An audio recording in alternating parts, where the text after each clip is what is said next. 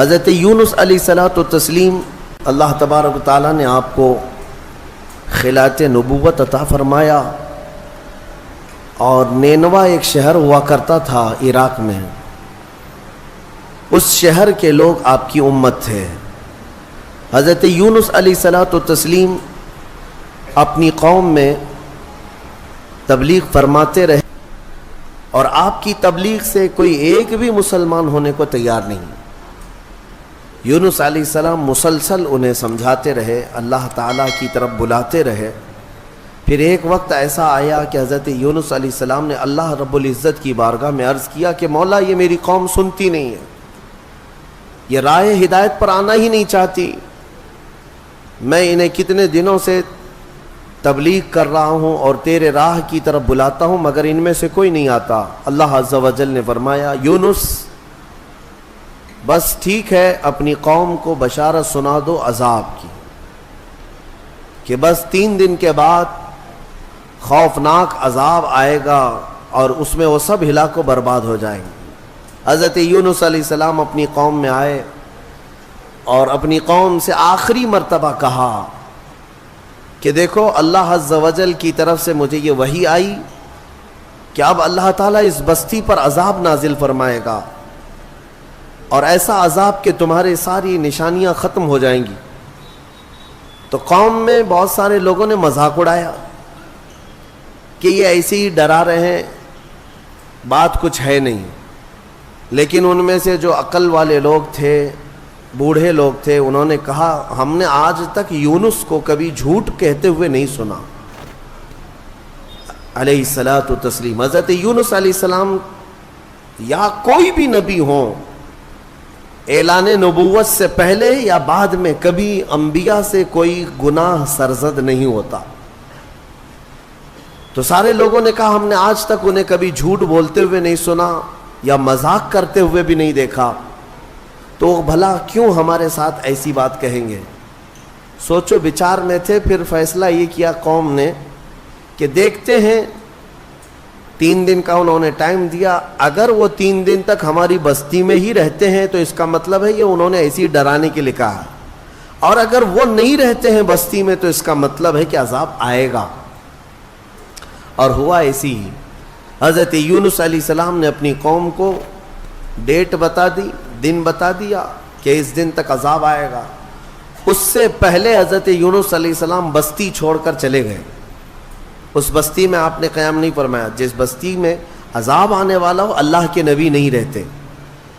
ہاں، جن بستیوں میں عذاب آیا ہے وہ نبیوں کے جانے کے بعد آیا ہے، نبی کے ہوتے ہوئے کسی قوم پر عذاب کبھی نہیں۔ ہاں، کہ نبیوں کو بھی اس عذاب میں آنا ہوا ہو، نہیں، ایسا نہیں ہے۔ حضرت یونس علیہ السلام پہاڑیوں میں چلے گئے۔ اب بستی کے لوگوں نے دیکھا 1 دن باقی تھا جو میعاد کا تھا، جو بتایا ہوا تھا۔ تو لوگوں نے صبح اٹھ کر کے دیکھا تو آسمان پر گھنے بادل چھائے ہوئے ہیں، ڈر کا ماحول ہے، اور پوری بستی میں ایک عجیب سی کیفیت طاری ہے، یعنی سناٹا طاری ہے اور ہو کا عالم ہے۔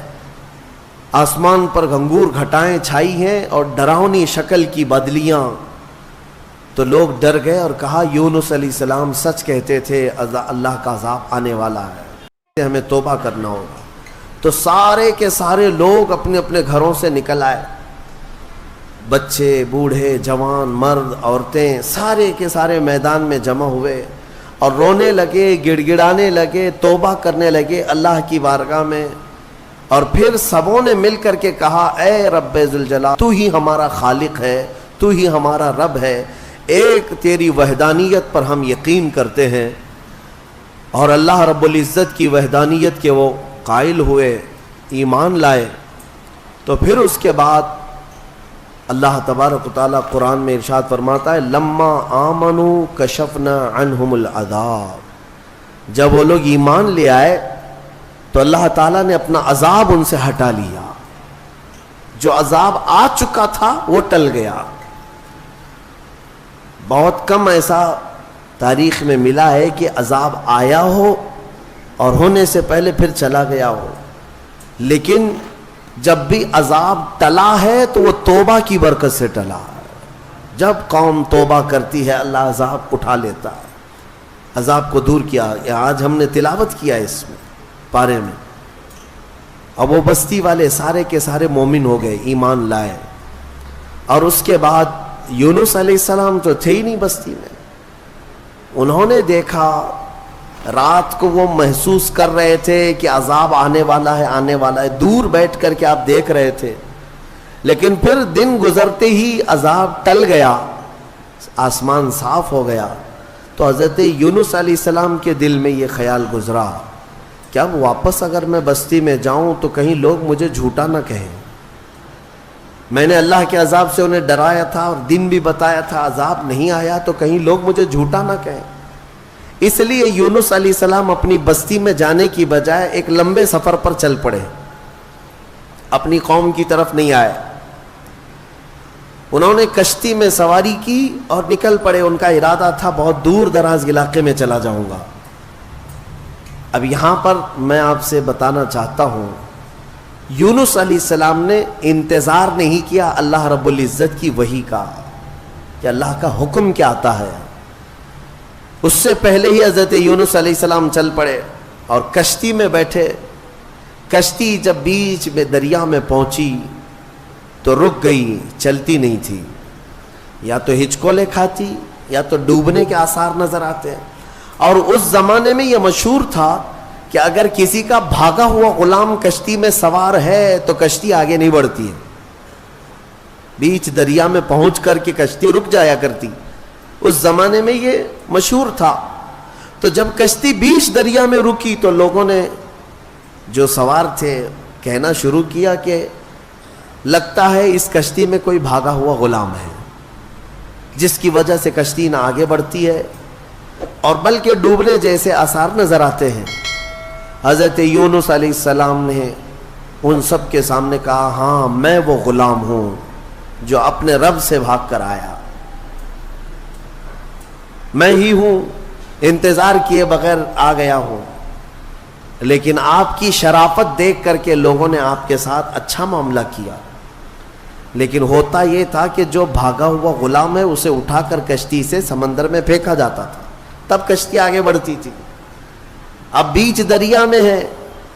لوگوں نے یہ کہا کہ نہیں, یونس علیہ السلام چہرے سے اتنے شریف ہیں, اخلاق کے اتنے اعلیٰ ہیں, یہ ایسا نہیں کر سکتے. لہٰذا کشتی میں بیٹھے ہوئے سارے لوگوں نے قرآن اندازی کی کہ جس کا نام نکلے گا اس کو سمندر میں ڈالا جائے گا, اس کو دریا میں ڈال دیا جائے گا. تو قرآن میں حضرت یونس علیہ السلام کا ہی نام نکلا. جب قرآن اندازی کی گئی ان کا ہی نام نکلا. پھر بھی کشتی والوں نے کہا دل نہیں مانتا ہے کہ اتنے اعلیٰ اخلاق والے, اتنے حسین چہرے والے کسی نیک آدمی کو دریا میں ڈال دیا جائے. پھر دوبارہ قرآن اندازی کی گئی. دوسری بار جب قرآن اندازی کی گئی تو پھر یونس علیہ السلام کا نام آیا. تیسری بار قرآن اندازی کی گئی, پھر حضرت یونس کا نام آیا. تو مجبوراً سب لوگوں کا اتفاق ہوا, حضرت یونس علیہ السلام کو اٹھا کر کے دریا میں ڈال دیا گیا. یہ حضرت یونس علیہ السلام کا دریا میں جیسے ہی ڈالا جانا تھا, دریا میں موجود ایک بہت ہی بڑی قسم کی مچھلی نے منہ کھولا اور آپ کو نگل لیا. حضرت یونس علیہ السلام کو مچھلی نے نگل لیا. اب آپ مچھلی کے پیٹ میں چلے گئے, لیکن ایک بات یاد رکھیں, مچھلی کی غذا بن کر کے نہیں گئے تھے آپ کہ مچھلی نے نبی کو غذا بنا لیا ہو, لقمہ بنا لیا ہو, بلکہ مچھلی کو حکم تھا کہ یہ تیری غذا نہیں ہے بلکہ یہ میرے نبی کی امان گاہ ہے, حفاظت گاہ ہے. اور مچھلی کے پیٹ میں یونس علیہ السلام گھنٹہ, 2 گھنٹہ, 3 گھنٹہ, دن, 2 دن نہیں, 40 دن تک رہے. 40 دن تک مچھلی کے پیٹ میں رہے اور وہ دریا میں آپ کو لے کر گھومتی رہی. مچھلی کے پیٹ میں اندر رہنا کیا یہ ممکن ہے یا ناممکن ہے؟ میرے عزیزوں, آپ کو حیرت ہوگی, تھوڑا سا آپ مطالعہ کریں. اور سرچ کریں تو آپ کو پتا چلے گا آج کی دنیا میں بھی سائنس میں یہ ریسرچ سے ثابت ہوا ہے. 2 ایسے لوگ ملے جن کو ویل مچھلی نے نگل لیا تھا. ایک شخص 8 دن کے بعد باہر نکلا, ایک آدمی 3 دن کے بعد باہر نکلا, لیکن دونوں زندہ نکلے. یہ اس صدی کی بات کر رہا ہوں میں, اس زمانے کی. اور یونس علیہ السلام تو اللہ کے نبی ہیں, لیکن بات اتنی ہے کہ مولا جس کو جہاں چاہے محفوظ رکھے, یہ وہ قادر مطلق ہے. 40 دن تک اندر رہے. اس مچھلی کے پیٹ میں جو چیز ہوتی ہے وہ کیا ہوتی ہے؟ ایک راستہ ہوتا ہے, پھسلنے والا راستہ جو چربی کی طرح ہوتا ہے, اور اندر جانے کے بعد ایک بڑا گھر کی طرح سے اس کا پیٹ. بس یہ ہے کہ نرم ملائم گھر تو ہوتا ہے, لیکن روشنی کہیں سے نہیں ہوتی, بالکل اندھیرا. باقی سب آرام کی چیزیں ہیں. زندگی کے لیے انسان کے مچھلی کے پیٹ میں بھی آرائش ہے یا اہتمام ہے, لیکن روشنی کا کوئی انتظام نہیں. یونس علیہ السلام اس اندھیری کوٹھری کے اندر یعنی مچھلی کے پیٹ کے اندر 40 دن بتائے, 40 دن. لیکن آپ کو میں بتاتا ہوں کہ یونس علیہ الصلوۃ والتسلیم مچھلی کے پیٹ میں جانے کے بعد مسلسل رب ذوالجلال کی بارگاہ میں دعا کرتے رہے کہ مولا تو مجھے معاف فرما دے, میں اپنی بستی سے جلد چلا آیا تیرے حکم کا انتظار کیے بغیر, مجھے تو معاف فرما دے. یہ دعا چلتی رہی یہاں تک کہ قرآن کہتا ہے وَظَنُّونِ إِذْ ذَهَبَ مُغَاضِبًا فَظَنَّ أَن لَّن نَّقْدِرَ عَلَيْهِ فَنَادَىٰ فِي الظُّلُمَاتِ أَن لَّا إِلَٰهَ إِلَّا أَنتَ سُبْحَانَكَ إِنِّي كُنتُ مِنَ الظَّالِمِينَ. رب تعالیٰ فرماتا ہے مچھلی والا, ذنون کہا گیا یونس علیہ السلام. یونس علیہ السلام کا ایک لقب آیا ہے ذنون, مچھلی والا. جب ناراض ہو کر کے نکلا اپنے شہر سے, اپنی بستی سے, تو مچھلی کے پیٹ میں پہنچا دیا گیا. فنادا فی الظلمات, اللہ فرماتا پھر اندھیریوں میں اس نے پکارا. اندھیریوں میں, ظلمات کہتے اندھیری, اتنی اندھیریاں کہ ہاتھ بھی نظر نہ آئے. اندھیریوں میں اس نے پکارا. کیا پکارا یونس علیہ السلام نے؟ لا الہ الا انت سبحانک انی کنت من الظالمین. اس کو آیت کریمہ کہتے ہیں نا, بہت ہی اثر انداز ہے, بہت ہی اثر انداز. اللہ تبارک و تعالیٰ کی تسبیح ہے. یونس علیہ السلام نے یوں عرض کیا کوئی معبود نہیں سوائے تیرے اے مولا, تو تجھی کو پاکی ہو, تجھی کو پاکی ہو. انی کنت من الظالمین, اپنے متعلق اعتراف کیا. اور اللہ تبارک و تعالیٰ کو یہ جملہ اتنا پسند آیا کہ فوراً مولا فرماتا ہے فَاسْتَجَبْنَا لَهُ وَنَجَّيْنَاهُ مِنَ الْغَمِّ. ہم نے فوراً ان کی دعا کو قبول کر لیا اور ان کو اس غم سے آزاد کر دیا. اللہ تبارک و تعالیٰ نے فوراً آزاد کیا. کیا کیا؟ مچھلی نے کنارے پر آ کر اگل دیا, اور حضرت یونس علیہ السلام باہر آئے. باہر آنے کے بعد جانتے ہیں آپ کی کیفیت کیا تھی؟ ساحل پر آپ لیٹے رہے ایسے کہ آپ ہاتھ بھی نہیں اٹھا سکتے تھے, پیر بھی نہیں اٹھا پاتے, اور جسم اتنا کمزور, اتنا نحیف ہو چکا تھا, پورا جسم سفید ہو چکا تھا, پورا جسم سفید. اور آپ 8 دن تک بے ہوش رہے وہیں ساحل پر, اور اس کے بعد 40 دن تک سوئے رہے وہیں پر, اٹھ نہیں پائے 40 دن تک. لیکن رب ذوالجلال نے وہاں پر آپ کا کیا انتظام فرمایا تھا؟ حدیث پاک میں بھی ملتا ہے آپ کے سر کے پاس اللہ نے کدو کی بیل پیدا فرمائی, کدو کی بیل. اور کدو قریب آپ کے منہ کے قریب آتا, اور آپ بغیر کسی محنت کے اسے کھا لیا کرتے تھے. اور ایک ہرن آتی جو آپ کو قریب سے دودھ پلا کر چلی جاتی تھی. آپ کو میں حدیث پاک بتاؤں, حضور پاک صلی اللہ تعالی علیہ وسلم کے پاس ایک صحابی نے کدو پیش کیا, تو میرے آقا صلی اللہ تعالیٰ علیہ وسلم نے لیا اور مسکرایا اور فرمایا یہ میرے بھائی یونس کا پھل ہے، اور حضور نے اسے پسند فرمایا. اور کدو کے فوائد آج بھی لوگ گنا رہے ہیں.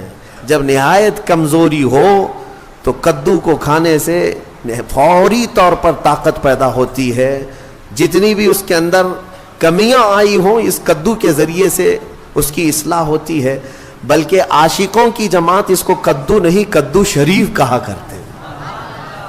ہاں، حضور پاک صلی اللہ تعالیٰ علیہ وسلم کی مرغوب غذا ہے، پسندیدہ ہے. نبیوں سے جو چیز ریلیٹڈ ہو جائے وہ یقیناً شریف تو ہوتی ہے. یہ حضرت یونس علیہ السلام پھر 40 دن کے بعد کھڑے ہوئے. 50 دن ہو گئے آپ کو، اور پھر 40 دن مچھلی کے پیٹ میں. یوں سمجھ لیں تقریباً 3 مہینے کا عرصہ گزر گیا اپنی بستی سے بچھڑے ہوئے. واپس جب 3 مہینے کے بعد یونس علیہ السلام اپنی بستی میں آئے تو ساری بستی والے بڑے خوش ہو گئے ہیں. سب دوڑے دوڑے آئے، آپ کے ہاتھوں پر سارے لوگوں نے بیعت کیا، اور اللہ کے نبی کی جیسی پیروی کرنی تھی پوری بستی والوں نے پیروی کیا. اللہ تبارک و تعالیٰ